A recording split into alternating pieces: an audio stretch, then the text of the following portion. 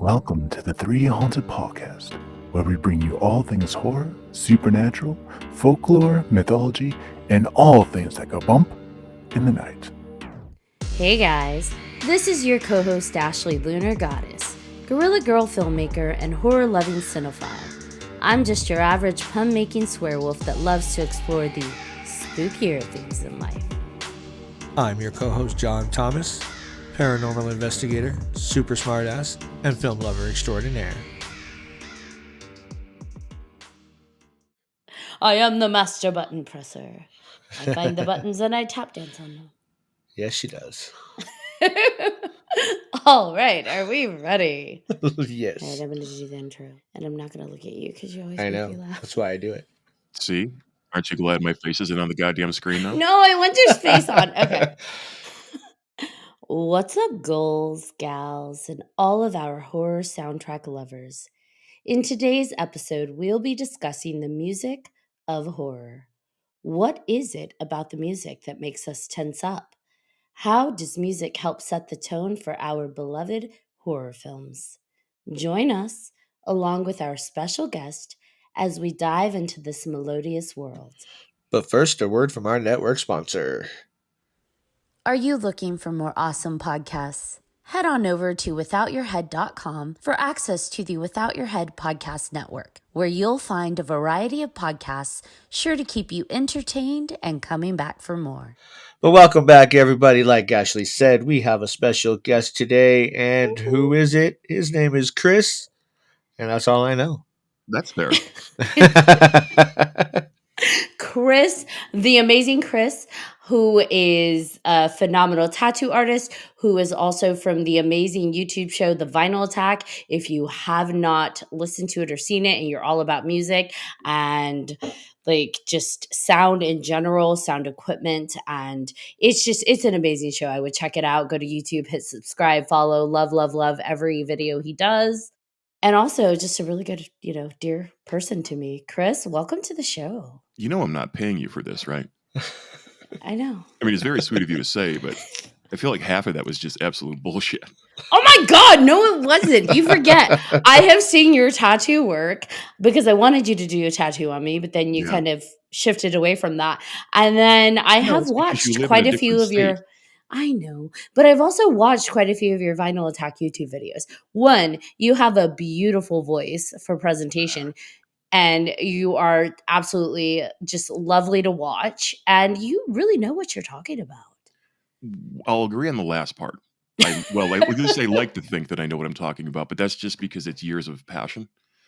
So if you do what you love, it's usually not that difficult, and that's really what I'm trying to do. So most of the stuff that I do when I review products, there's stereos like amplifiers and preamplifiers, but turntables, like the name of the show, of course, indicates, vinyl is a big hobby, and I've been into it for ages because I'm old.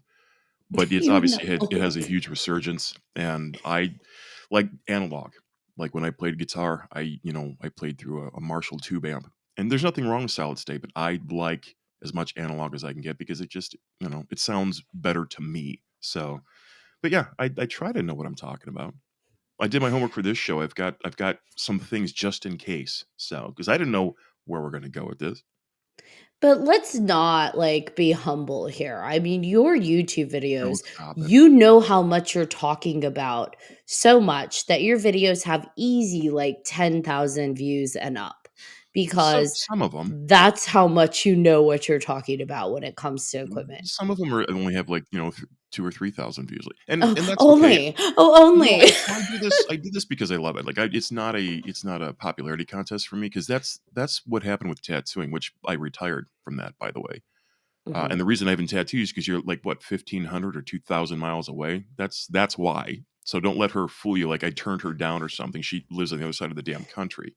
No, he turned me down. I said, "Hey, Chris, before I leave town, I need you to tattoo me." Yeah, she had about 37 minutes. She's like, "What can we do next?" I can stab you with an ink pen. Like, what are you doing? You get a stick figure. That's all you get. You get a smiley face. Yeah. But yeah, I retired from that. But that became a popularity contest. It wasn't about how good you were at your craft. It was about how popular you were. And I don't like that, for me. So with Right. YouTube, when I started that, I remember thinking, okay, if I can get 1,000 subscribers in the first year, I'll keep doing this. Like, because I'm doing it because I care and I'm passionate about it. And then I got lucky enough and I got like 1,000 subs in the first month. I'm like, oh, this could be a thing. And it grew relatively quickly from there, considering the size of my hobby. Because I'm not doing like tech stuff or cell phones or video games. To be a big music nerd is not the quick path to fame. So you have to like what you're doing. But like you said, vinyl is in right now. It is. You always had the vinyl love. It wasn't a Yes. trend for you, but like vinyl is very much trendy and hot right now.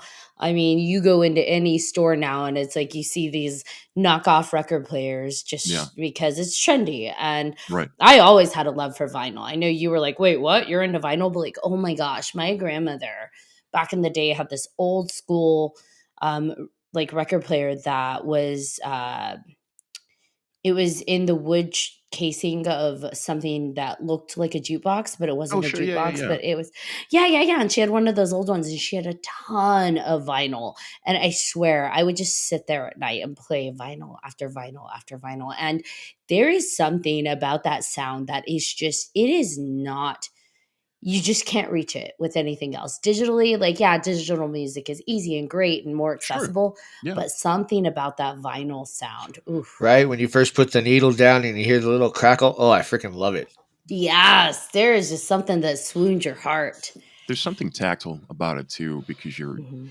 there's nothing wrong with a CD. Actually, I still have a very large CD collection, but there's something about having to be a little delicate with your record because you don't want to scratch it Yes. Yep. and having to flip it. But also for me, ever since I was a kid, it was having that giant freaking picture on the cover. So whatever the album art was, Yes. cassettes were cool because you put them in your boom box and you could take them down to the park to go skateboarding or something. And CD's kind of the same thing, but when you've got a full 12-inch record, like that's cover art, and you can see what the Yes. artist intended a lot easier. Yes. And being an artist myself, that's one of the things, one of the many things that drew me to it. So, but yeah, I'm growing my record collection ever so slowly these days, but it's more for a lack of room. I need I need a bigger house. But A house for your records.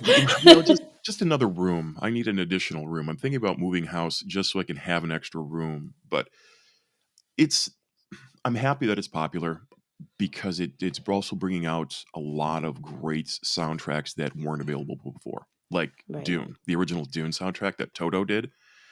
That if you Yeah. haven't heard that in a while, I really recommend listening to it. And it's not horror, but it's sci-fi, and it's still pretty grim. Like Dune is not that's not a happy tale, you know. But that wasn't on vinyl for a long time.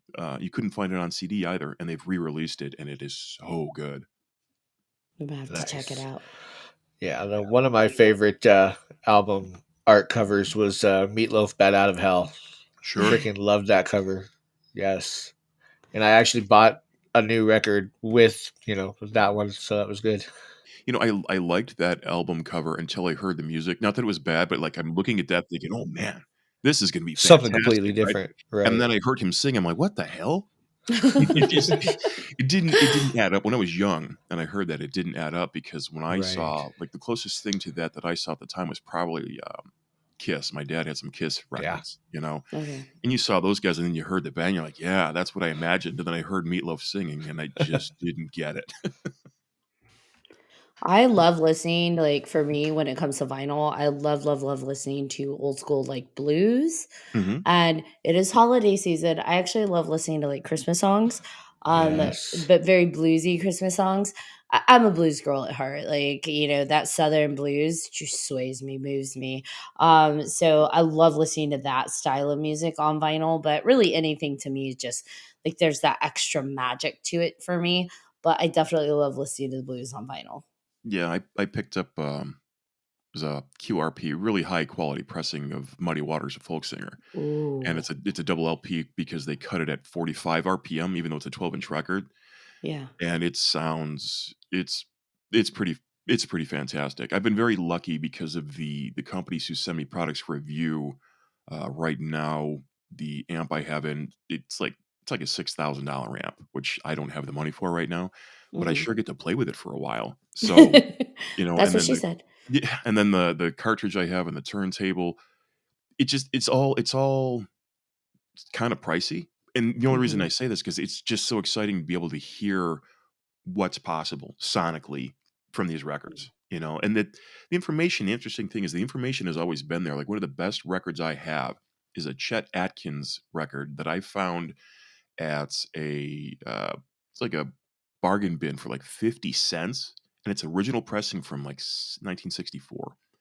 And you put it on and you play it, and sonically it is outstanding. But back then, they didn't have what we have now as far as cartridges and speakers and amps. They just didn't have it. So to be able to hear the subtleties and the nuances that are in that record, it just shows how fascinating to me vinyl is because that information was always there. Even when we couldn't bring it out of the record, it was still there. That's freaking crazy. Like you didn't reverse engineer that. They didn't make new things. It's not a re-release. This is an original 1964 pressing that's just outstanding. So that's the kind of stuff that gets me excited about it because you just don't know what you're going to dig up. So party at Chris's house. Swing on by, fly across the country, bring the kids. I haven't seen them in ages. So for our listeners that don't know, Chris and I actually met at Motor City Comic Con. So I was brought in to wrangle quite a few guests, and Chris was security and one of the best people I've worked with at the many different cons. He was just like, ride or die. Like I would have Chris at any time be like my security point. I was just gonna say, so we should have him as security, for when we start doing cons. There we Oh go. yeah, of course. I'm not sure what her angle is. She's being awfully nice. I have always been nice to you, Chris. Mostly you have, but that was a fantastic show, and I really loved working with you. Okay. He said mostly. Look here. The only time I got pissy with you is when you slighted me for someone else you thought was Well, it was, better. yeah. You know what that was? That was just my inexperience. That's all that was. I didn't know what to do. I'd never been put in that situation before because I think actually that was the first year that they brought me from a volunteer to full on staff. It was either that Got year or the it. year prior, and I'd never been put in that position before. And that guy was, well, let's not get into that. He was just very pushy. So I think what I did is I tried to give this squeaky wheel grease instead of taking care of the people that were taking care of me. But it's a mistake that you make when you're early on in your career. I mean, the thing that's difficult, you were in a difficult position where you had people that had needs at the same time and you're trying to figure out how to get it all done at once. But I was very easy to smooth over. I would say if you Definitely. were going to slight one of us, probably I was the one to slight anyways because for me it's like give me some flowers of rebel and it's like okay and say I'm sorry and it's like okay, we're cool. If you pissed off that person, it probably would not have gone over as well. Actually, I ended up doing it later on anyway. I think the next year's show, and then he Oh stopped coming no. to our show. So fuck him anyway. It's all good. So didn't work. It was fine anyways. Kismet. Yeah, it worked. It worked itself out. Yeah, I was a sucker for you. That's for sure. You had me at hello when we met you at the airport. You have me hello. Did anyone meet me at the airport? Yeah, you and Kat came in, and it was my whole crew because we had airport duty. So we were waiting for you guys, and you showed up first, and then you did what no agents ever do, and you stuck around and helped. Like you waited for your talent, and we That's sat there in right. the airport for hours, and that's how we got to know each other. We were just shooting the breeze because we had downtime in between flights. No agents stick around. I remember I helped other talent too. I Oh remember yeah, that because I yeah. remember there were a few the Karate Kid guys came in Hmm. and their agent wasn't there and they hadn't given, I Was that the year believe, that Machio was there? Yes, and they Okay. didn't give information on the flights. So we No. had Yeah. Billy came in and Marty and Machio came in and they had Yeah. nobody there to greet them. And I saw them and I'd known them from other shows. They were Mhm. awesome with me. Great And people. they were just like, Ashley. And I'm like, where's your agent? They're like, I have no idea. And I'm like, okay, come with me. I think he was already at the hotel bar. Well, when I was there, I got them because we were there waiting for all of our people to come in, and I Right. saw them. So I pulled Zapka and Marty had come in on the same flight. So I pulled them into the same car as us because they didn't have a ride coordinated because Yeah. nobody had It was a told mess. the show when their flight was coming in. And of course, the autograph hounds were there waiting for them. And I'm The just mouth like, breathers. God, I hate those guys. yeah. So I like put an arm in each one and I'm like, let's go, boys. And they're like, look, it's our girlfriend, Ashley. I'm like, yeah, let's go. I had to actually physically rescue Tara Reid from one of those guys. That doesn't surprise me. It was surreal. But yeah, the mouth breathers at the airport were a handful, and I do not miss that at all. Yeah. I remember seeing the boys and like that was a show that got Mhm. really crowded. And I Yep. remember because Billy kept leaving his table, not Billy, the other Billy, Boyd kept leaving his Okay. table and I kept having to go hunt him down. He was having a um, great time, though. he was having a blast and I would go get him to get him back to his table. But I remember just like trying to navigate through the crowds. I remember the Karate Kid boys, their agents like, Ashley, I have to go check these other people, like some of his other talent. Can you please walk them to their photo op? So I ended up walking the photo op. And you know, at the photo ops, they're like, can you stand in for the photo so we could do a test photo? So I'm like, yeah, sure. So I stand with them. And I remember Billy wraps his arm around me because they have an ongoing joke. I'm their girlfriend. And then Marty grabs my arm and he bit my arm. Like there's a photo of him biting my arm. And I'm like, what the fuck, Marty? Jeez. That show, that Detroit show, the alcohol seems to flow very freely there. Probably because of the cold Michigan winters, and we're all just pent up. And by the time May rolls around, we are ready to let loose. Dude, England got me so trashed because, like, I'm not gonna lie. Like, I was like, I will have The one whole drink for country? you because all the boys, Robert England, they were like all sitting at the table and they're like, Ashley, come have a drink with us. We ordered you a drink. And I'm like, how do you say no to that? So I sit down and I was like, I will have one. And he kept like he's a charmer. He kept talking to the whole table, but then Oh, he'd yeah. grab the bottle and top off my drink. And Sure. like 3 top offs later, Billy leans over and he's like, I thought you were only going to have one. And I'm like, shut your mouth, Billy. And Robert's smooth about it too, because he'll He tell is you so well, smooth. he'll tell you about the wine while he's pouring it Hmm. to you, where it came Exactly. from and the type of grape. Like there's a method to it, and he's not doing it to be. It's not subterfuge. Like he just wants you to have a good time. Robert England is very social because I remember when I was hanging out with him at that particular hotel, he had a whole bunch of people around, and they had like lots of meats and cheeses, and he kept Yep. telling everybody what paired with what and how to have How the to eat wine with. it. That's his Yes, that's how his to eat jam. the cheese plate. We talked That's about his that on the jam. previous Oh yeah. episode. But, there's something to be said for breaking bread with a horror legend like that, which is a lot of fun because you meet My him and number he's one just so legend. genuine and he's so happy to meet you and he's happy to meet Yeah. all the fans. But yeah, Hmm. if you get that opportunity and you're hanging out with him, he will guide the conversation in a polite way. But yeah, you will have wine and meats and cheeses and you'll hear the entire story about where the hell they came from. I love it. And what's funny is he wouldn't even make eye contact with me. He'd go to top it off, and then he'd be looking at someone else talking and just reach over Oh and top yeah. it off. Just being That's super, subtle, smooth. super subtle and just It's kind. And I'm like, nonchalant. I'm gonna get trashed. And I said I would have one. He's not drawing attention to himself. No, he knows what he's doing. I mean, It but what was a story. Come on. Getting trashed with freaking Freddy Krueger? Come on. Yeah. I Yeah. It's like know. my dream right there. Just to even It, freaking meet the guy. Come on. yeah, it was not a bad thing. My equipment is assaulting me. My light just fell on me. I saw Um that. All right. So then, since we're talking about horror Mhm. icons and music, Mhm. what is your favorite horror movie soundtrack or Um, score? It could be a score. It doesn't have to be a soundtrack. And some people don't know there is a difference. Yes, there is a sure. difference. Yeah, I have several, because it's kinda like one of those things, how do you pick your favorite kid? Which I hear you're not supposed to do. I only have the one kid, so I've never had to encounter that. I hear you're not supposed to do, but we Well, all that's do. you can't have your favorite child. I just have the one child, so it makes it easier, and at first she wanted a sibling, and now she's very glad she never got one. But, yeah, I have, there's something about the original Halloween theme that gets to Yeah. me. That one is special. Tubular Bells. Are you familiar with that? The Mike Oldfield. So that's Exorcist? Exorcist. Yeah. The Yeah. Exorcist, yes. Mhm. You got to Oh, remember who you're talking to, Chris. sure. Well, a lot of people haven't heard that's the name of it, but they also don't know that Ah, song is 26 minutes long. yep. Like it's a Yeah. total jam, that guy put out, and he did. It's two sides to the record. The whole record, it's only two songs, and it's like a total of 45 minutes or some nonsense like that.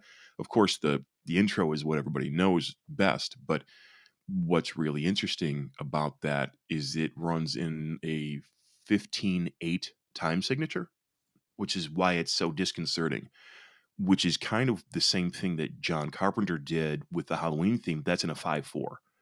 So there's something about not being in a steady 4/4 beat. I think it makes it a little more edgy, and that's why I enjoy them so much. Uh, the Jaws theme, John Williams is brilliant, so can't go wrong there. I like the ones that really put in a lot of effort to construct the music. Like a lot of the modern ones, not all of them, but a lot of them. And it's not that they're bad, mind you, but they're kicking out horror movies so quickly now that I don't think the composers get the time they want to do them unless they're like big name composers. Like right now, one of my favorite guys is Michael Giacchino.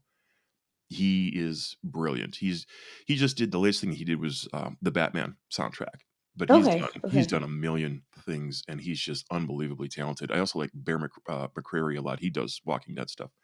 It's hard to pick a favorite, but I like the ones that they really take the time. Have you heard the story? So when John Carpenter was pitching the movie to the studio, and he had some dailies to show them, because back then they obviously shot everything on film, and they would go to the studio to show them because that thing was made on a shoestring budget. I think the total budget was like $300,000, and even in $1978, it's not much at all.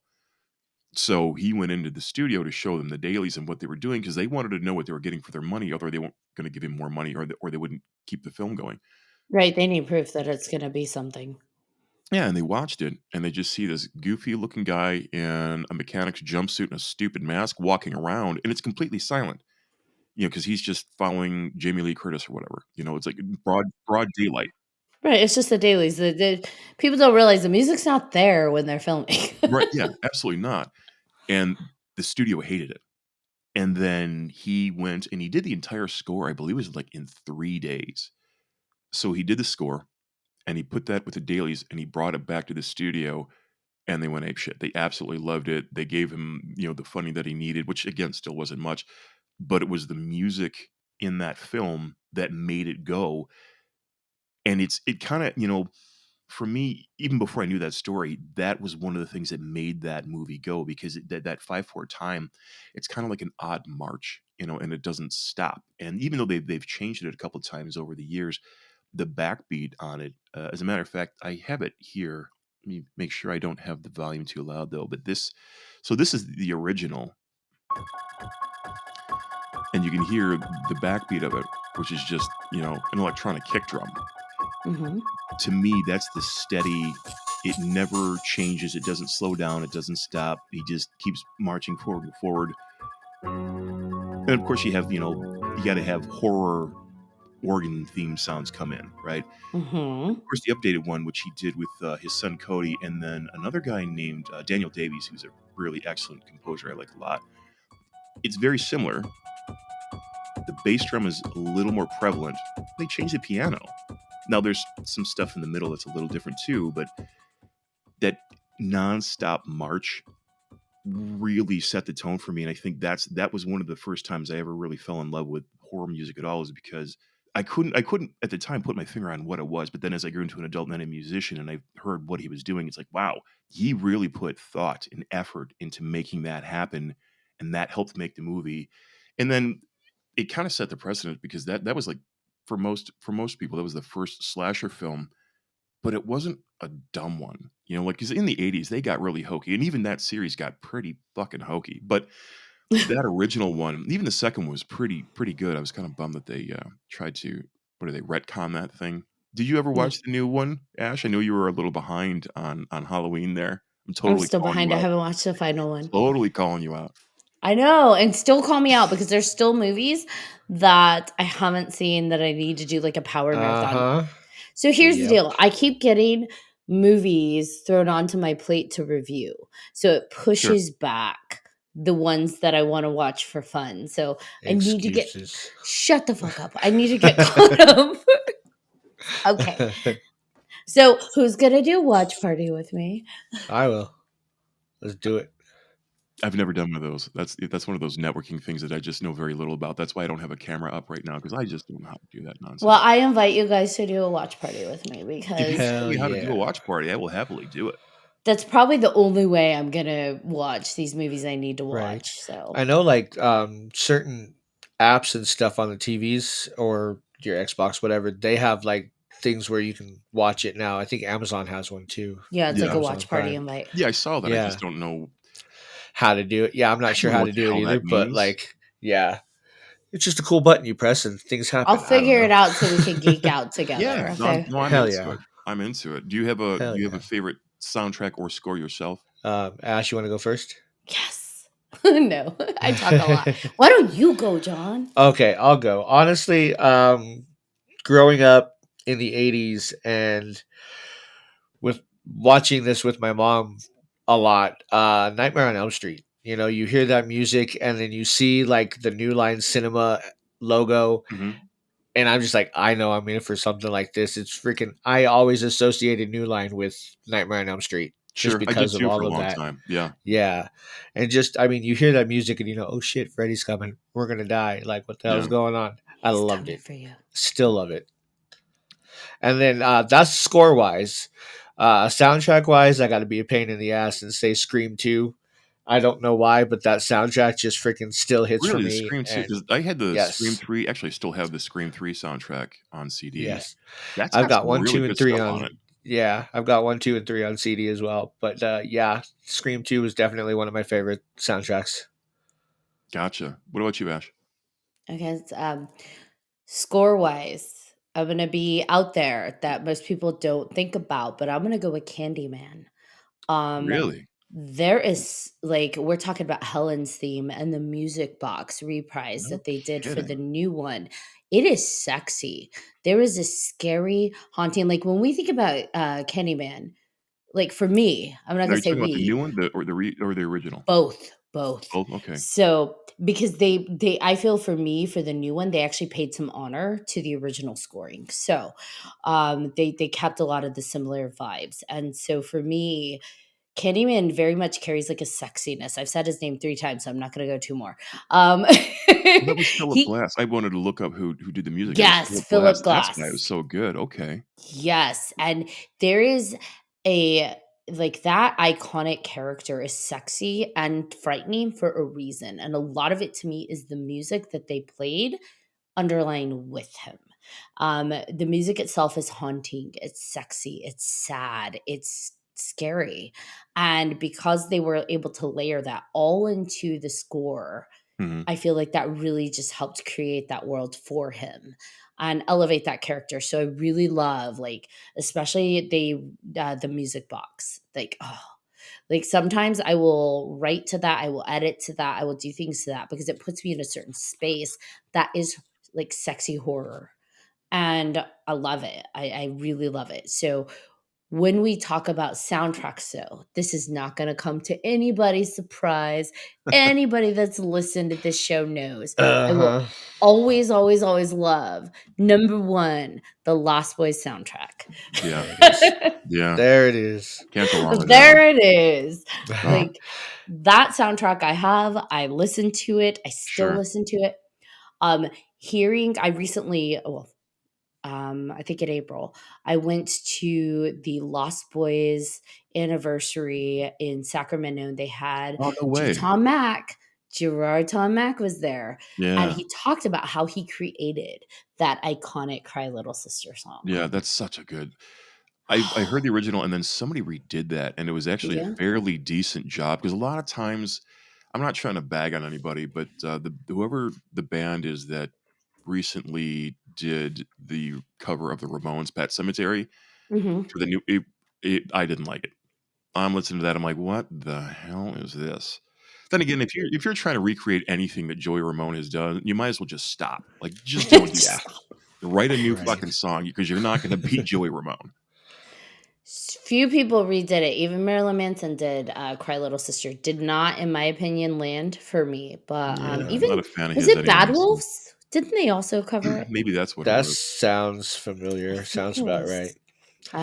Something While like she's that. looking that up, Yeah. I'm gonna throw an honorable mention to not really a scary movie, but the first like soundtrack that I bought. There was a score Hmm. alone. Jurassic Park. That I like seriously, that Is music. I that played that stuff on CD just constantly. is that John Williams too? I think it might be, to be honest with you. Because he's done. I mean, obviously he did Jaws. He's Obviously, done Star all Wars. of his stuff. Yeah. He's done some incredibly important and powerful pieces of music. The Jaws theme was, at its time, very different because it's so subtle, and then it builds in theme and in time. Oh, well, here I've got it. I'll just play the damn thing. At least maybe I will. We'll see if I can get it to go. Oh, there we go.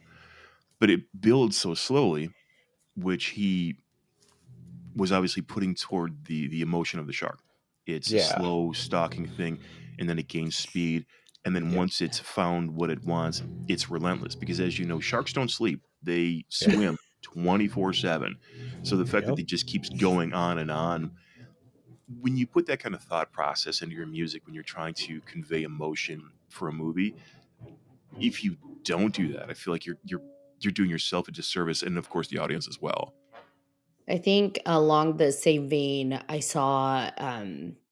experienced the same when it came to scoring with like Hellraiser as I did Hmm. with Candyman, Hmm. because it was able to create those worlds of horror and tension, and there is an eroticism that you get Yeah. with both of those worlds that you don't see, right? Like, how often do we get horror mixed with like a sensuality?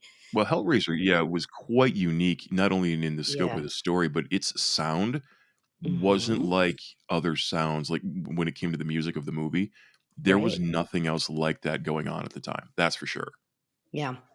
And obviously, I gravitate to that, like that Mhm. disturbing horror that sometimes comes across as sexy. Like psychology that, listeners, but Yeah, I this dig is a it. very different side of you.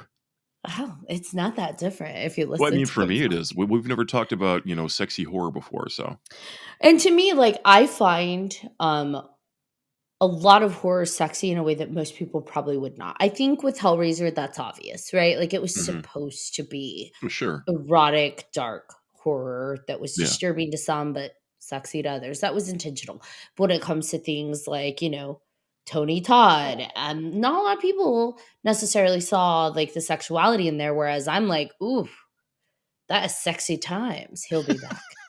And not so much what he was doing is sexy, but there is an energy and a vibe that is yeah, yeah, conveyed yeah. through the music and the voice. Like there's a reason they're choosing actors with very deep, like Yeah. Well, throaty he's also a voices. tall and imposing guy. I don't know if you've worked with Tony, haven't you? Yeah, yeah, yeah. Yeah, I mean, he's a tall, and I mean, in person, he's incredibly polite and pleasant, He's but so nice. I he know. is he is tall, and I mean, he's a handsome fella, and he can be imposing when he's standing next to you and he's talking to you with that voice. So they definitely cast that. I haven't seen the remake. I actually haven't had a whole lot of interest. I probably will at some point, but I don't.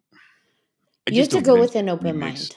Well, I don't get into Honestly, remakes a whole lot. That's the problem. they changed the world. Like they definitely changed the world, Yeah. but I mean, well, if you're gonna remake it, you should. for me, I am, you know me. I love classic horror. And so if Mhm, something's remade, I automatically knee jerk reaction is I hate it. But I'm like, I have to see it. And I was gonna do a review on it. mhm, So I went and watched it. And I will say up until like 30 minutes in, I was like, I hate this. I don't like yeah. it. And then 30 minutes in, I did like a check, like how am I feeling? And I was like, oh shit, they got me. Well, okay, good. I'm feeling it. I get where they're going. I get what Yeah. they're doing with it. So I'm gonna stay with it. And by the end, I'm like, fuck, I love it. Like when you are leaning into a movie, especially with Candyman, right? Like he is the antagonist, protagonist, antagonist. But when at the end you are cheering on, like say his name, say his motherfucking name, because you want to see him come out and do what he does. Like, man, that is great writing. That Yeah, is if you're great involved, execution. if you're emotionally involved like that, that's definitely a powerful pull. Yeah, they And got me. I'm not saying they did a bad job, and I'll definitely give it a watch at some point. I'm just confused as to why Hollywood feels the need to consistently remake things. Like what was the I forget the director off the top of my head. Whoever redid Psycho shot for shot. I'm like, what Yeah, yeah. with Vince Vaughn? Like, what the fuck was the point of that? Here's That's the like thing. that's something you do in film school as a student project. Like, I'm going to remake a classic shot for shot. You don't fund that with a major motion picture, but they You did. know, the thing is it's a monetary game because I know, but it pisses me off. people are nostalgic, and who's making the money and spending the money right now. Yeah, Um, it's our demographic that those are the movies that were big hits for us. 10, 20 years ago, what was being remade? The Fog, Aliens, like Rosemary's Baby. Like a lot of stuff was being remade, speaking to the generation before us. And now that it's our turn, like this range of demographic, they're the ones that have disposable income. Let's talk to their wallets because they're feeling nostalgic. yeah. Ironically, though, it doesn't work on me. I know, and what they don't realize is most horror fans are like, no, don't fucking do that. Yeah, the tale has been told. Yeah, I have to bring up, one that they definitely didn't need to touch, and I have to blame our former co-host on this one. Thank you, Kevin, for saying he wanted to see a remake of the freaking Exorcist, and here we go next year. Oh, are they really? They are. Uh, They actually have 3 slated. Yeah, they have 3 slated for it. Next year, and it's going to be a whole trilogy. I hear this sigh. Poor Thanks, Chris. Kevin. He's I Love like, ya. don't even know what to say to that. Like, why? Just I know, why? and they've got the mom from the Yeah. original cast. But for me, like, it doesn't matter who you bring back. Yes. Like, No. start your own. For me, start your own line. It's later in the line. Don't touch the original content. Like, leave that alone. The only thing about that makes me not as cringy as when they remake original horror films is that it was a book, a fantastic book at that. So I see, I'm not as opposed to people taking the original source material and trying to get closer to it, like the Dune remake. Like it. Yeah, well, the Dune remake, those were incredibly well done. Now, the original It Mhm. was a made-for-TV movie, so I mean that wasn't going to be, even though that Tim Curry was in it, it wasn't going to be good to begin with because you can't, it was on freaking like Channel 7 or something. You can't do that. Bite your tongue, Chris. No, I said what I said. I mean, it still scared the crap out of me, but Oh, it was. yeah, I mean, I'm not Tim Curry's knocking that. fantastic. We love that It was guy. good. Like, it's not that it was No, bad, I know. but they couldn't do what needed to be done. So, but they're going to the source material. They're not taking a film that was just a Yeah. film and then trying to, like, Candyman wasn't a novel as far as I know. It was No. just a screenplay. Leave it the fuck alone. No. You Leave know? it the fuck Don't alone. don't do that. Like Seven, the same thing. Like leave that alone. Don't give it a sequel. Don't remake it. That movie is good as it is. Just leave it the fuck Yeah. alone. Keep your hands off it. But Fantastic.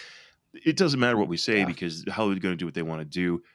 I just vote with my wallet, and I don't go to the theater to watch those sorts of things. Yeah, I'm not gonna lie. I'm a little pissed. I heard about 2 movies that are gonna be remade, Oh and boy, maybe we'll see what happens. But I heard that they're gonna be remaking People Under the Stairs like gosh, No. and An American Werewolf in London. Again, no. So The I'm sequel not was pleased okay about that. enough. Like, I don't mind that they're gonna remake Arachnophobia because that was just not my jam, anyways. But I freaking love that movie. they're really going back to the well, aren't they? they There's really are. no new ideas whatsoever. Yeah. Yep, they're rebooting A Nightmare on Elm Street Again, again. Again. it's not gonna. I don't think No. it's gonna work. It just doesn't. It's not the same. The No. part of the reason that the originals worked the way that they did is because of when they happened. There was a time and a place, and now it's not that people don't want that kind of a horror, but it's already there. They already have, I don't know, was it 6 or 7 movies? But how it was done, the campy nature of it, and some of it, that was the era in which we resided. That was how those films were made to fit the times that they were created in. You can't, when you spit and polish them too much, because they try to remake Friday the 13th as well. When you put too much shine and spit and polish on them, it's not the same feel. They were never meant to be artistic forays. They were meant to be, they were borderline student films. Like these guys had crazy ideas on shoestring budgets, and they threw out a bunch of gore, horror, and cheap fake blood, and we ate it up. because we had never seen anything like it. Then trying to turn around and make it too cerebral and graphic, it takes something away, at least for me anyway. Maybe other people love it and that's what they want to see, but not so much over here. I think that's part of why I have not. Don't shoot me, John. I still haven't watched the new Hellraiser movie. Yeah, it's okay. I haven't finished it, but I still want to watch it. I can't bring myself to do it. Like, I know, like, the trailer looked great, but part of me, because I've had such a strong love for the original Hellraiser and the Hellraiser first few of them, um, I'm having a hard time with, like, okay, here we go again. Let's see how you did. Right, understandably so. You know, what I can say about that is, and this is for me, this is the truth of it, you're not missing anything by not seeing it. And I think that's also the problem, because if it were bad, I would just say, "Oh, that sucks, don't waste your time." If it were really good, I'm like, "Oh my gosh, you really need to check that out. They really did something special." It was very ignorable. You're just Oh, not missing no. anything. By not watching it, you're not fucking missing out. You're not. I mean, the effects were wonderful. The acting wasn't bad. The makeup was great. The scenes and the setting, all of that was really well done. But it was just the story was just ignorable. It didn't add anything to the mythos of the entire Hellraiser world at all. At least that's my opinion. I don't, John, what do you think? I haven't finished it, but I mean, I agree with you so far. So, Which says enough, doesn't I keep it? falling asleep. I get yeah, 27 minutes in right. and I just take a nap. Yeah, and sadly, that's true. Yeah, it just was very ignorable. I think the only reason I saw it is because Yeah. I streamed it for free. Okay. Yeah, that was it. Like I think my daughter, it was on Hulu, right? Yeah, it was on Hulu. Yeah, Mhm. my daughter. I have Hulu because of my daughter. Bless her heart. And when I watched Prey, the latest Predator movie, which was fucking fantastic, Oh, I'm I like, loved okay, that loved one. it. maybe this Hellraiser thing will have wheels. You know, maybe it's got legs. It'll go someplace. And I watched it. I'm like, I was. I mean, I had I you know, like the Eh. I had a couple hours to kill. It was like a Thursday night, so it's not like I lost sleep or time over it. It wasn't like, okay, well, I can either go work on my dissertation or I can watch Hellraiser. I didn't have anything else to do, so I watched it. But I was just left with, okay, well, I watched it. And you know what's ironic about this? I haven't talked about it since until now. So, Oh, just because it's just no. there was nothing to say. I'm not mad about it. There was just nothing to say. Even the music was meh. So then I don't feel so badly. I have a question for the group. John has to answer first. Okay. It's just one question. Okay, maybe two.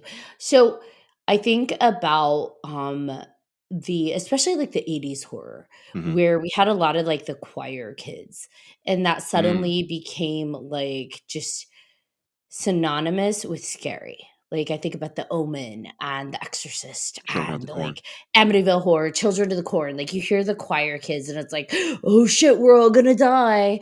And for me, I wondered, where did that start? Where did we first start equating these, like, "Ah," and creepy, children's choir and death and horror?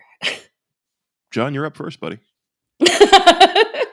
Children are fucking scary. That's what I have to say about that. And I think it's because they can hit such a high pitched freaking sound that young that it makes it even freaking scarier. I don't know. I've always wanted to kick a little kid. Sorry, What? that like freaking Wow. comes at me. Just kick him. Just get the fuck out of here. Jonathan! That's John Thomas, pair of Children of the 3Haunted Corn. podcast. Yeah, what the hell, buddy? All right, I love kids. I have two of my own. Do you Damn it. kick them? Because, like, Did CPS. you kick him? I used to. They Yeah. kick back Oh now. my I'm just god, joking. John! I'm kidding. I am not a violent person. I have a theory on that, and I have a feeling it's probably whoever started the trend probably went to Catholic school and had very bad experiences, right? Because Yes. for me, if you take children who are obviously innocent most of the time, unless John's kicking them, if you have innocent children and they're singing, and these tones they're a little unnatural for adults because we can't usually sing that high, but kids singing is usually a joyous occasion. It's a happy thing, so it's a complete juxtaposition to death horror scary. So yeah, I think some Catholic school kid was traumatized and figured, hey, if this scares me, this will scare other people. But that's just a hunch. I changed my answer. That's the No, answer you I don't wanted. get to change it, child kicker. Damn Bootsy. it. I That's a really tried. good question, Crap. though, Ash. I like that one. Do Yeah, you that is a know good question. where well, I don't know that it's fact. I think it's the popular, what is that, popular theory or whatnot. The very first horror theme that identified a character, do you know where that came into play? Mm. It was in the 1930s. Nothing. Universal horror. It wasn't I Phantom, was was gonna, it? yeah. Nope, it was actually The Bride of Frankenstein. Yeah. And Oh. There you Franz go. Waxman, what he did is so most music theorists credit him for the first time that he took it's a 3-note theme that she has. So whenever she's on screen, it's the same 3 notes. I'll see if I can find them here, but that hadn't been done before. So she had her own particular theme that was unique to her, and it was recurring. And now it's of course commonplace. Let me see if I can find. Oh, there it is. No, I don't know if these are the 3 notes though. I have to skip ahead. There it is.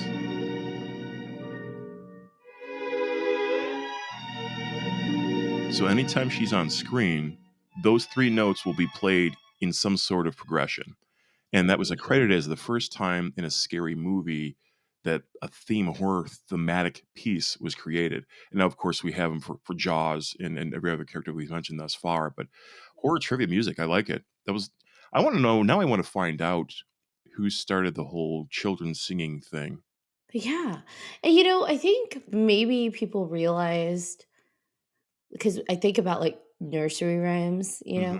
Hmm. how a lot of them are pretty like gruesome.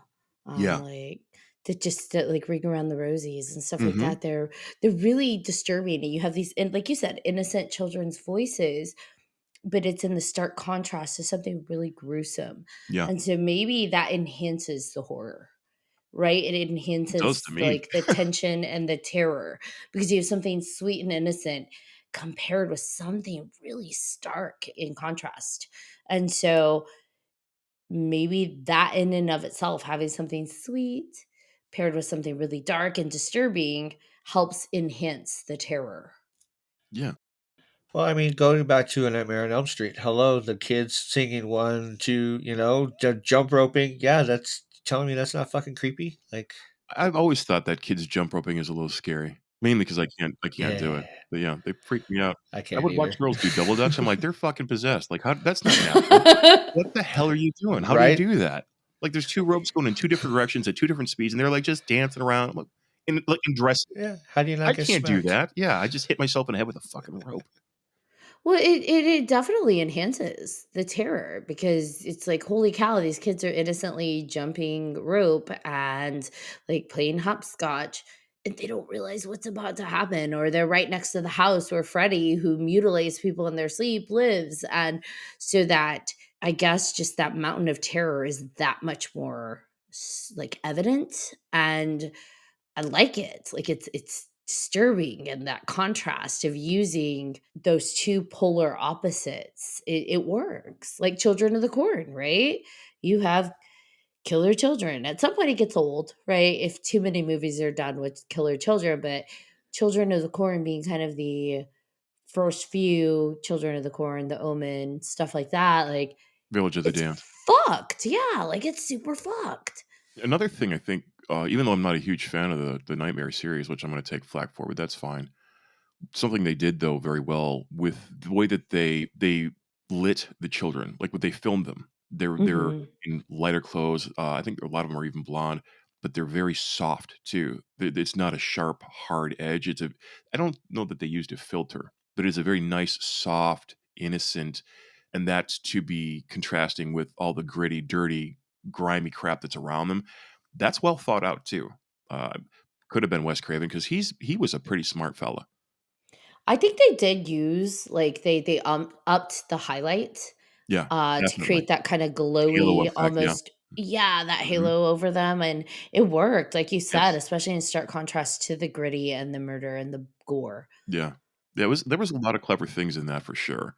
I love when movies remember how important the music and the scoring Mhm. is to it. Like Mhm. the newest Candyman revisiting the Helen's theme and the music box and that haunting kind of beautiful scoring that elevates it to that mixed complex layer, right? I also have a special love note.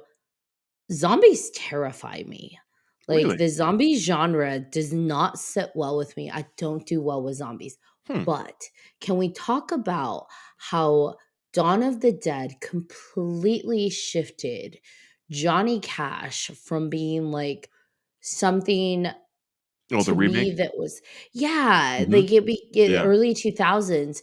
To me, he is synonymous with zombies now because a lot of his songs were used during that remake throughout the entire Oh, sure, thing. yeah.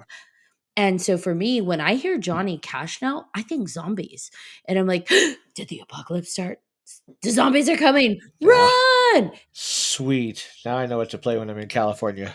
They used it in a way they picked just the right songs. They put it They in really did. just the right moments Yeah. that when you end on Johnny Cash, you begin on Johnny Cash, but then you end on Johnny Cash and all of those tense moments in between and those like hopeless moments, like man, they got me. Johnny Cash I hear now and I'm like, zombies, turn it off. Well, a lot of his music was not it was pretty intense as well. Like, the things that he wrote about, a lot of heaven and hell stuff going on there because he had his own his own demons that he was battling. Mhm. What did he name his dogs? It was like Wrath and Fury or something like that. He had a couple of dogs that he named him, and it was like biblical stuff. He was a pretty intense guy. Like, everybody, like, oh, sweet old Johnny Cash, the Man in Black. Then sometimes, yeah, because you hear things like the Assembly Line song with the Cadillac that he builds, which I love, or A Boy Named Sue. Those are uplifting, funny, but at the same time, yeah, he's had a lot of songs about fire and brimstone. They definitely picked. I actually kind of liked. I hate to say, but I kind of liked that remake. But at the same time, I'm like, oh, but why did they do it? No, I loved it. Did you? And yeah, and that's fair. Yeah, I loved it too. Zombies terrify me, but here's why I actually did not mind it. One, because Romero did it himself. If the king of zombies wants to redo his zombie, like fucking And do it, he's man. allowed. You earned it. Yeah, like re-envision your zombie. Yeah. But on top of that, the zombies went from being a creature that was kind of like dopey and I'm kind of stuttering around and I have a chance, like I can actually maybe take one out or five, to they are on steroids and they are fast and they are calculating and it's like fuck. I Fast stand zombies suck. zero chance against those zombies. I Fast will die zombies a suck. quick death. And it terrified me. I Yeah. think maybe that's where zombies started to scare me. I don't think I had a problem with zombie Well, movies. that's not, yeah, but that's also not a traditional zombie. Like, Romero had, I'm sure you saw, he had those bumper stickers that he was selling that it said "Fast Zombies Suck." It kind of started a trend where everything had to do fast zombies. So I was kind of glad when Walking Dead came around and they didn't call them zombies, which was a brilliant move. Robert Kirkman was very smart in that because the minute you kind of use a word like it's happened to me a lot. I'll watch a movie that is about vampires, but the minute they say the word vampire, you're like, oh, that's fucking hokey. So if they don't mention it, if they don't say zombie by name, even though you know that's what it is, but they don't say that, it makes it, to me, that much more believable. So when Walking Dead started to do that, it kind of brought it back around because the whole initial thought process from Romero was it was this slow creeping death. It was like humankind, our ourselves, the human condition. We can't avoid it. It comes for everybody. Some of us faster than others, but usually it's a slow moving thing because we're dying slowly one day at a time. So this is a lovely podcast today. So it's a message of hope, really. But when you have slow zombies, it's about the horde coming to get you, and eventually you cannot withstand the march of death over time. So the fast zombies kind of took that away from me, even though the music was awesome. So, but I did like that remake. I did like Dawn of the Dead remake. I kind of did. I didn't mind it. Um, if we go with like if we're talking about let's geek out for a moment. Mm, If we're talking about what the zombie represented in the original Romero movies, hmm. the zombie represents the masses, how the Sure. elite and the government view us. They view us as stupid and dumb and slow and easy pickings. We're Hmm. kind of this disease, but we're really just like we're an annoyance, but we're easily taken out, right? But when if you keep that same spin, right? Like that's what they represent, and you look at the Dawn of the Dead of what was it, 2004, Mhm. then it's like, holy cow, we underestimated the masses. We underestimated what, the general, how the elite usually view us. Maybe they aren't stupid and slow. Maybe they aren't weak and easily taken out, and we stand a chance to fight against this dumb masses. They are strong. They are fast. They do adapt, and that is scary. So I don't mind fast zombies in that kind of perspective. And it's terrifying as fuck. Well, I will say that the fast zombies for me absolutely more scary. They're terrifying because now not only do you have a horde of things, they're all fucking Usain Bolt. Like, what is that about? I can't outrun him. Are you out of your fucking mind? So I'm certainly dead, and that bothers me. So they are more terrifying. What I really liked that Romero did is he was unapologetic about them all being allegorical. He would have Mhm. a story to tell, something bothered him in the news, or something was going on just in our genre, or I'm sorry, in our era, our generation, and he would break his little zombies out of the box and tell a little story and then put them right back in, and he would just wait. But yeah, you can do both. You can have fast zombies, you can have slow zombies. I prefer slow zombies. I like the slow march to death, but I think it's because, to me, the fast ones, they're just too powerful. Like, there's no escape. If you have one vampire, because they're obviously strong and powerful and fast, like, that'll fuck up a whole town. One vampire.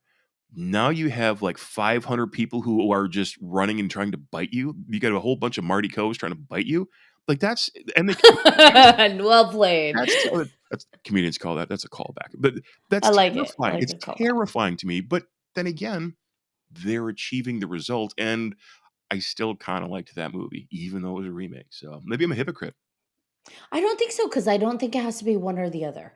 I think they each, like you said, he pulls his zombies out and they serve a purpose in that moment in time. Yep. And so I love this, like Land of the Dead. I Hmm. love the slow zombies because they served a purpose in that one. Yes. It's like they truly do think we are dumb, slow, and stupid, but then those same dumb, slow, and stupid zombies learned how to use weapons. They Hmm. started to adapt, and that made more of an impact, right? Like if a fast zombie did that, it wouldn't have been as impactful. But the fact that the slow, stumbling zombies were suddenly learning how to shoot like a Yeah. machine gun, like, fuck yes, that carries a bigger impact. Yeah. So I do think like slow zombie, fast zombie, it just depends on the movie, Yeah. because that very much can dictate what story we're telling in that moment in time.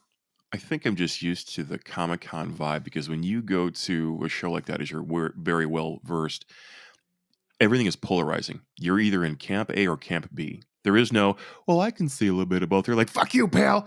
It, well, they're not going to fist fight you in the bar, because usually it's a gang of They nerds. might. But if there's 20 of them and they're walking Hey, after some you of those slowly, nerds are beefed up, well, okay? some of the modern day ones, but I stay away from them because I'm intimidated. But that's neither here nor there. But yeah, but they seriously, you've seen them. They will fight to the fucking death on whether Han shot first. Are those the kind of people? Are those the kind of people you want to fuck with? Because there's clearly something wrong there. They're overly invested. But then again, we all have something, because I'm just as invested in the stupid shit that I do with music. Like, the amount of money that I spend, my friends look at me like I have a third head. They're like, what the fuck is wrong with you? Why would you spend that much money on speakers? I'm like, because I like stuff. It makes me happy. It's not unlike the slow zombies, in that not all of us are striving to be remembered because we're legends. We don't need to have powerful seats in office. We don't have to be CEOs. We don't have to. I'm happy with who I am. I create what I like to think is pretty good art.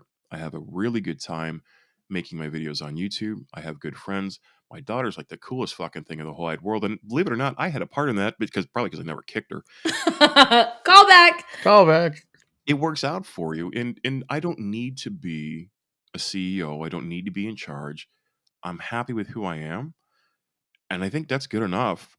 And I'm lucky enough to be able to sit here and talk with you guys about the music that has shaped who we are, the really weird people that we are. I like the common ground of fast zombie, slow zombie. You know, there is room for both, but I don't know, remakes. No, but Yeah, that was some of such a them. beautiful kumbaya note. Yeah, some of them. I don't know. Yeah, It it was a happy note, wasn't it? This is was the love. lovely. This has been the Love Cast. You've been The listening love to cast. Ashley Lunar Goddess and John Thomas. My name is Chris from the Vinyl Attack. We look forward to you next time. Don't forget the 1-800 number.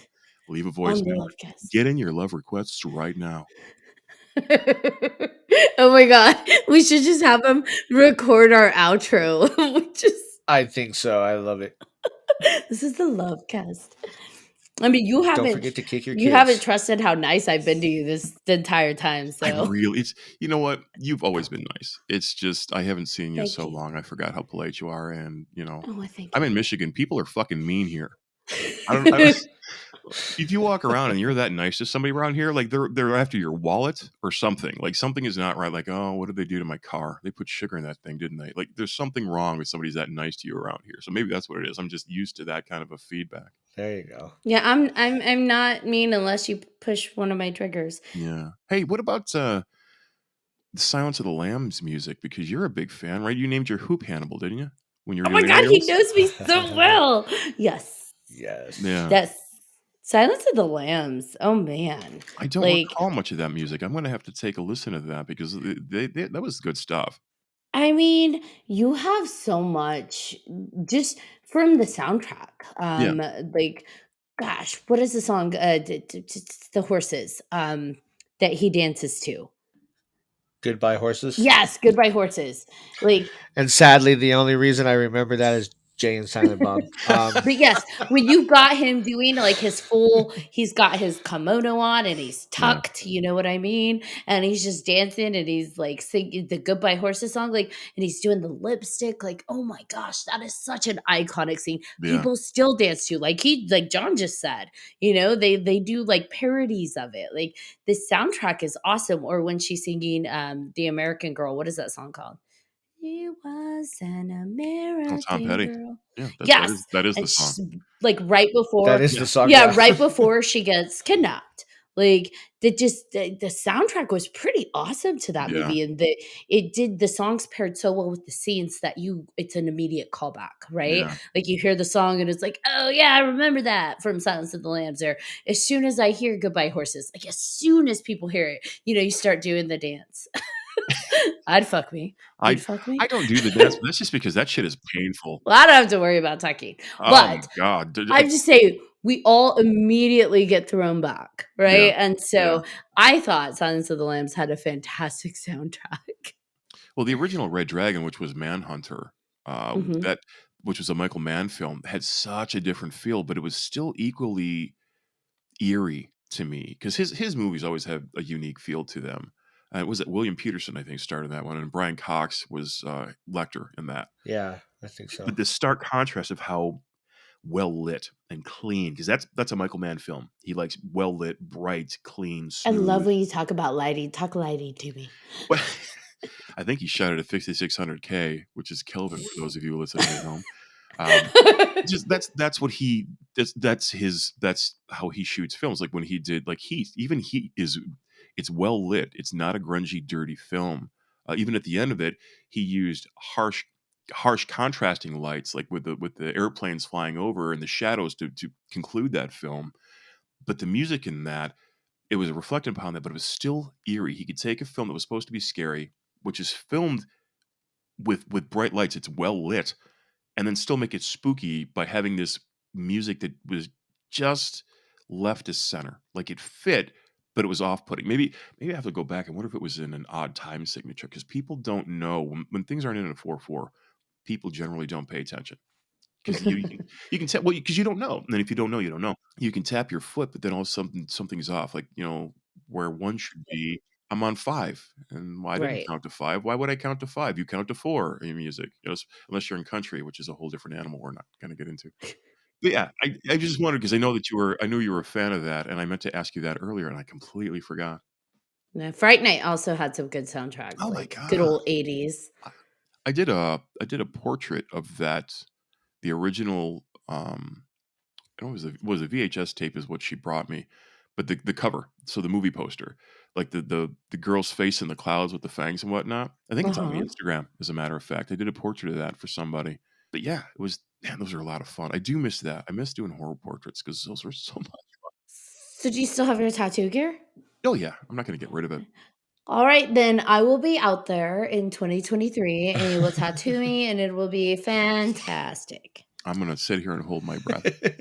No, you won't. I've enjoyed listening to the show. Some of them, I it's just not for me. But that's not because of you guys. It's just subject matter changes. The Dacre Stoker one was pretty interesting. He's Oh, thank an you. interesting fellow. Yeah. Yeah, he's Love pretty cool. Dacre. Yeah, no, he seemed very nice. I wasn't quite sure what to make of parts of that, and not in a bad way. It's just like, has he got an angle, or is he just that nice? You know. Well, You and your oh my We're gosh, you were suspicious in Michigan. so suspicious of nice Yeah. people. I think he needs to move from where he's at. I'm Like, very you need close to to get out of Detroit. there. Like we You don't should fuck move to around. Colorado. I There you would, go. but the air is very thin, and I'm worried that I'll become really nice and dizzy at the same time. Oh, we're still assholes here. It's okay. Oh my gosh, Chris, I have had a fantastic time talking to you, Me and too. I'm so appreciative that you came on to geek out on music and horror with us. Those are like our loves, and I hope you'll come back and geek out Absolutely. with us some more It was so much fun. Thank you for having me. and bring your smooth Yeah. vibes. Next time, have a camera. I'll see what I can do. Yeah. Called out again. We love you, Chris. All right, Jonathan Thomas, bring us home. All right. Thank you again, Chris, for coming on. This was fantastic. And hopefully you can come on sooner rather than later. I know schedules suck, but we're definitely going to work it out to where we get you back sooner. And thank you, everybody, to listening. Or let me try that again. No, it's not late at all. Thank you, everybody, for listening to this episode of 300 Podcast with your host. I'm John Thomas. I am Ashley Lunar Goddess. And if you have any episode suggestions, questions, or comments, please feel free to email us at 300podcast@gmail.com. And like we always ask, please, if you haven't done so already, like, follow, and subscribe to all of our social media. You don't want to miss one crazy moment. Until next time.